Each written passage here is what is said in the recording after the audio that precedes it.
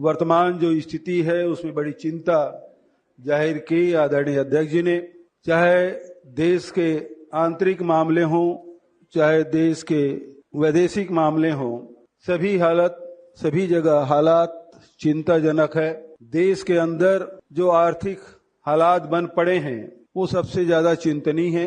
एक तरफ किसानों की आय दुगुनी करने की बात कही गई, लेकिन वो हुआ नहीं। दूसरी तरफ मनरेगा का बजट घटा दिया गया है, मनरेगा मजदूरी मिल नहीं रहा है गरीबों के लिए। तो तीसरे तरफ एमएसएमई जितने हमारे लघु और मध्यम श्रेणी के जो उद्योग हैं वो चरमरा गया है। तो आर्थिक स्थिति हमारी बहुत ही डावाडोल है। ऐसे समय में जब जीएसटी लागू किया गया उस समय भी कांग्रेस ने विरोध किया था और सुझाव दिया था कि 4 और 8% का स्लैब होना चाहिए, जबकि 5 स्लैब रखे गए। और उस समय प्रधानमंत्री जी का भाषण आप उठा के देख लीजिए, उस समय भी उन्होंने कहा कि बहुत क्रांतिकारी कदम है।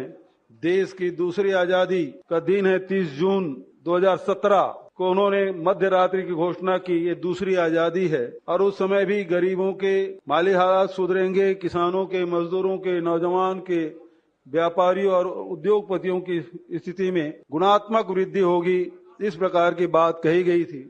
और वही बात जब आप 5 स्लैब से घटा के 2 स्लैब किए तब भी वही बात आप कह रहे हैं। लेकिन इन 8 सालों में आर्थिक पूरे देश की जनता को लूटने का काम केंद्र सरकार ने किया। 50 लाख करोड़ से भी अधिक राशि वसूली की गई और आज जनता की हालत बेहद खराब है। उनके क्रय शक्ति बिल्कुल क्षीण हो गई है और अब ये कहते हैं कि उत्सव मनाने के बाद जब लोगों के पास पैसे ही नहीं है तो खरीदी किस बात की करेंगे। इस प्रकार की बातें आदरणीय खड़गे जी ने प्रारंभिक उद्बोधन में की।